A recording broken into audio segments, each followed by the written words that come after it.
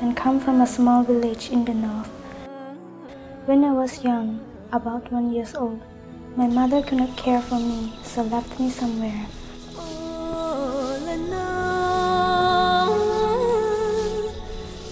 A family found me and kept me until I was about 14 years old. They did not treat me like their other children. They forced me to do the farming and house labor. I have to wake up at 3 in the morning to work for them.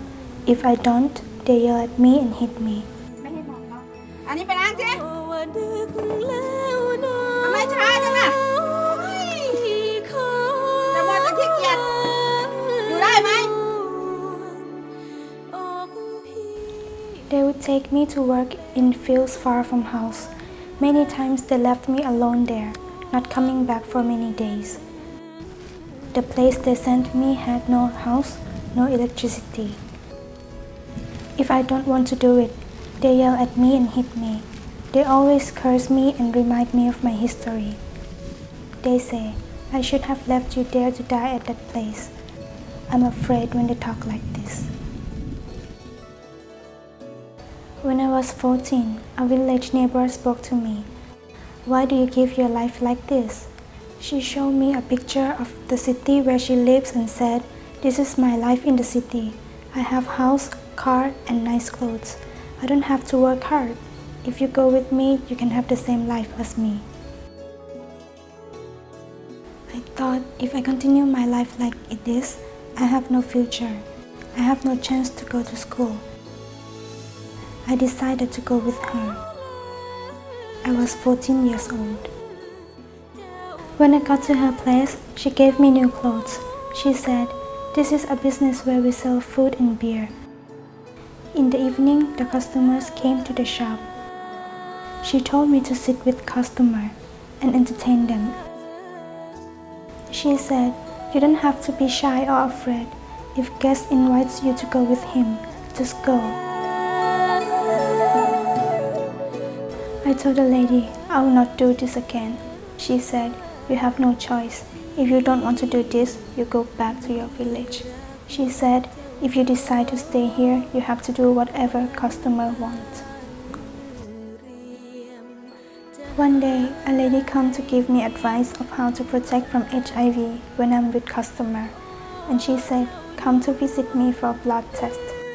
She also called another girl named Tammy from an organization that helps girls like me.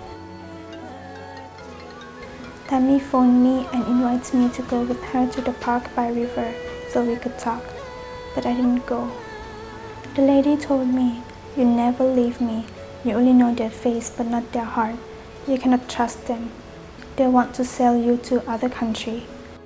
I thought to kill myself because my life is not worth anything. I never see anyone care for me. They take advantage of me. People look down on me. They hurt me. One day I was pregnant. The owner of the shop was very angry.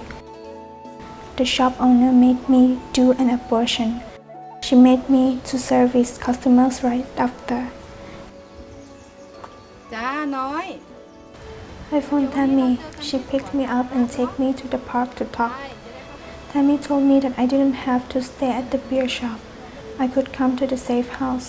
She told me the story of Jesus. She said he was God who made the world and made me. She said he loves me. I decided I want to leave that place. I moved from beer shop to the safe house.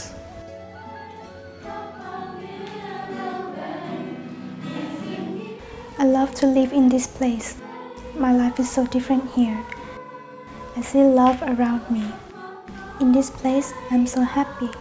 I start to have joy. I see people care for me and help me when I need help. The safe house gives me hope that I have a future. It gives me new life and a new chance that I can go back to school. I believe God loves me. Why I believe that? Because I used to live in the suffering life. But in this place, my life is not the same. I never even thought my life could be like this. It is like a dream. When I visit the shelter, I see girls playing. I hear them giggling and laughing freely. As a nurse and staff member, I spend time with the girls regularly. It still strikes me how young and innocent these girls are, just 10 to 15 years old, snatched out of the fire and rescued from a life of sexual exploitation. Noi's story is not unique. Countless young girls in our country are being tricked and sold into sexual slavery. They are stuck in an endless cycle of sexual bondage for the financial gain of others. They come from various backgrounds. Yet there is a common thread of poverty and a lack of education that contributes to their entrapment. In this culture, girls are not valued, but rather seen as disposable. Being young, naive, abused, and financially dependent on their exploiters, they don't have many options. The culture here is that of extreme shame. Once a girl is entered into prostitution, it's next to impossible to escape. The sex trade here in our country is much more hidden and subtle than in other countries. Girls are rarely found walking the streets, rather they're found in beer shops, massage parlors, and karaoke bars.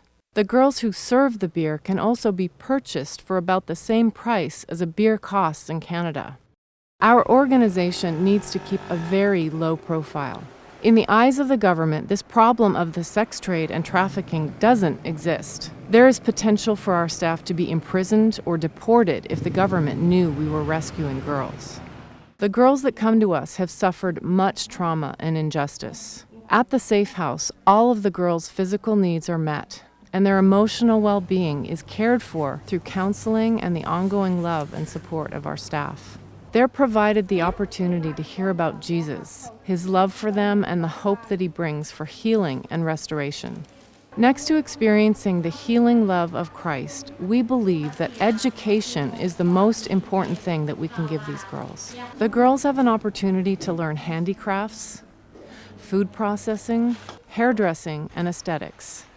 In order to avoid being completely dependent upon outside funds, our organization has developed a sustainable business model that involves operation of a bakery cafe, secondhand store, beauty shop, and crafts jewelry production and sales. In addition to providing revenue, the cafe provides the girls with an opportunity to learn the trade of baking and serving in a safe, honest environment. But it's not enough. We still need the support of people back home. Our shelter is overcrowded, and in the rainy season we experience terrible recurrent flooding. We currently have 25 girls with us, but there are many, many more wanting to come if we had the resources to accommodate them. In 2010, the CNMA churches generously supported the Tricked, Trafficked, Treasured project, which enabled us to establish the Bakery Cafe. This initiative continues to grow, and we see great opportunity to meet the needs of even more girls.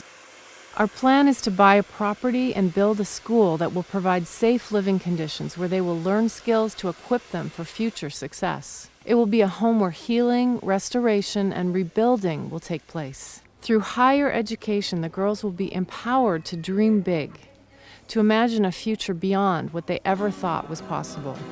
I have personally seen and witnessed incredible changes in the lives of every single girl that has walked through our doors. I believe wholeheartedly that God has given us a vision for expansion and growth so that we can keep fighting the battle against sex slavery and human trafficking here in this country. CNMA National Women's Ministries needs your help to bring hope and a future to girls like Noi. Our Social Justice Compassion Project goal is to raise $150,000 to buy a property and build a vocational school and home for these girls. That's where you come in. Your support will literally transform lives.